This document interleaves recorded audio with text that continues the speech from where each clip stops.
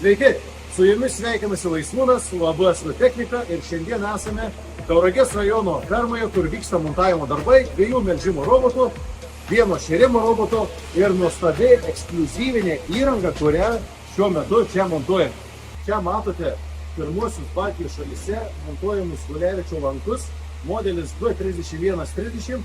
Jie išskirtiniai yra to, kai yra ypatingai lankstus ir suteikia gyvuliams maksimalų komfortą, juos tinkamai pozicionuojantį gulėjimo vietą. Čia matome pagalvę ir matrasus, kurie suteikia pilną komfortą karvei atsigulti, atsistoti, neskridus ir ypač minkštai gyvuliams gulėti. Čia yra užtrukusių karvių grupė ir kiekviena grupė turi po vieną išskirtinį ventiliatorių, kuris ne tik sukuria oro srautą, bet taip pat jį tinkamai paskirsto, kad visi gyvuliai gautų vienodą 2 metrų per sekundę vėjo greitį ir šiluminį stresą sumažintume iki minimumo, netgi kai yra 30 laipsnių karščio lauke. Esame sudėję pakankamai tankiai atsigėrimo taškų gyvuliams prie šėrimo stalo ir gyvuliai gali laisvai prieiti per visą grupę, atsigerti ir žmogus gali lengvai išlipti iš grupės ir atgal įlipti, jeigu yra toks poreikis ateiti gyvulius, pažiūrėti, ar juos šiaip paglosti. Šie ventiliatoriai yra išskirtiniai tuo, kad yra sukuriamas ypatingai didelis oro srautas ir dėl kitų jaučių jis yra tinkamai paskirstytas per visus gyvulius 18 metrų ilgyje. Ir mes sukuriam 2 metrų per sekundę vėjo greitį per visus gyvulius ir padarom vėsų klimatą, netgi kai yra 30 laipsnių lauke. Ir čia matome baigiantį montuoti vartų vyrų segmentą, kaip sekasi. Galėjot perspėt, būčiau pasiduodęs. Jis montuoja čia vyrius vartams tam, kad galėtume atskirti be papildomų stulpų grupės. Čia bus laikomos tenyčios, čia bus laikomos užtrukusios karvės. Dėl to mums reikalingi vartai, kad galėtume atskirti gyvulių grupę. Čia matote grandininio skreperio stotelę ir tokio modelio skreperiai yra labiausiai pasiteisinę savo ilgamžiškumo prasme. Mes matome kietintą grandinę, kuri ratu valo nuolatos 2 karvių grupių vaikščiojimo takus. Gali kilti klausimas, kodėl yra toksai siauras šėrimo stalo tako plotis. Kai yra statoma nauja ferma, ypatingai verta apie tai pamastyti. Ūkis nusprendė šerti gyvulius automatiniu šėrimo būdu, todėl mums reikalingi tik tai 2,5 metrų pločio šėrimo stalo plotis. Ir galim pašerti 2 skirtingas gyvulių grupės, taip sutaupydami ypatingai daug fermos kvadratūros. Rankose laikau vienpusių vartų segmentą, pirštą, kuris vadinasi finger gate'ai, kitaip tariant pirštiniai vartai. Juos montuosime čia. Kai bus, mes jums juos parodysim, bet tikslas yra, kad gyvulys nueina ir negali grįžti ir jų neapgauna. Dar vienas momentas, kurį šiek tiek darome kitaip, negu visada buvo daroma Lietuvoje įprastai, kad yra ypatingai žemos sienelės.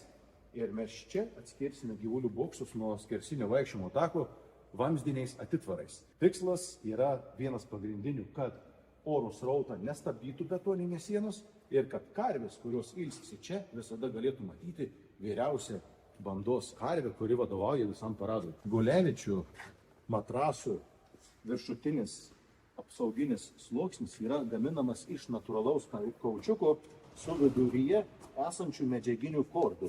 Tai yra ypatingai minkšta ir ypač neslidi medžiaga ir labai komfortiška gulėti karvei ir atsistoti bei atsigulti.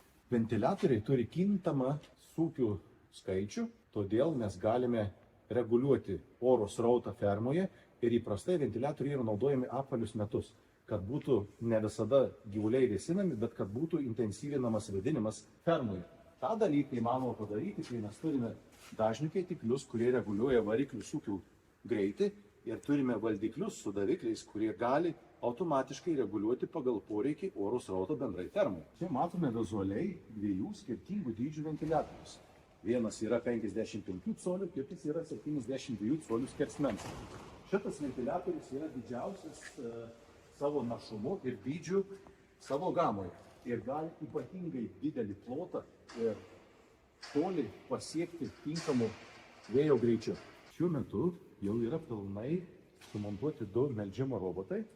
Trūksta dar čia surinkti visus atitvarus, bet užbėgant už akių, mes turime išskirtinį selekcinių vartų valdymą, vadinasi guided exit, kai gyvuliai nesimaišo prieš melžimą ir po melžimo. Jeigu atsilaisvina pirmasis melžimo robotas, vartai atsidaro robotų vartai, tai gali lengvai įeiti į melžimo robotą. Turime čia vieną girdyklą, iš kurios gali gerti ir karvės, kurios laukia melžimo, ir tos, kurios tiesiog eina pro šalį. Čia yra selekciniai vartai prieš melžimą. Ir karvė praeidama yra identifikuojama, ar jai laikas melžtis ar ne. Jeigu bus laikas melžtis, jinai pateks į palaukimo aikštelę ir bus čia tol, kol bus pamelžta. Jeigu nelaikas melžtis, karvė nueis tiesiai prie šėrimo stalo ir galės ėsti skanų pašarą, kurį išdalina automatinis šėrimo robotas. Projektuodami fermą visada žiūrime į tai, kad būtų patogu žmogui praeiti į kiekvieną jam reikalingą zoną, ar tai būtų selekcinė zona, ar įprasta karvių zona, ir paliekam visada patogius tarpus, kur jeigu nesi per daug pavalgęs, lengvai gali praeiti, bet taip pat ir karvė čia negali praeiti. Ir čia mes matome darbo zoną prie melžimo robotų.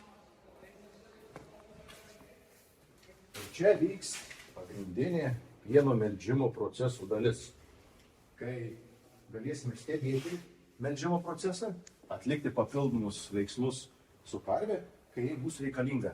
Mes turime patogią įlipimo duobę ir galimybę pažiūrėti, kaip vyksta melžimo procesas, ar esant poreikiai uždėti melžimo aparatą rankiniu būdu.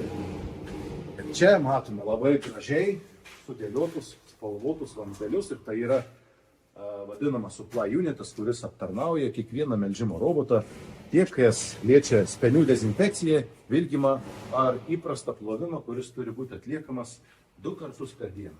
Čia turėsime 2 karvių grupės.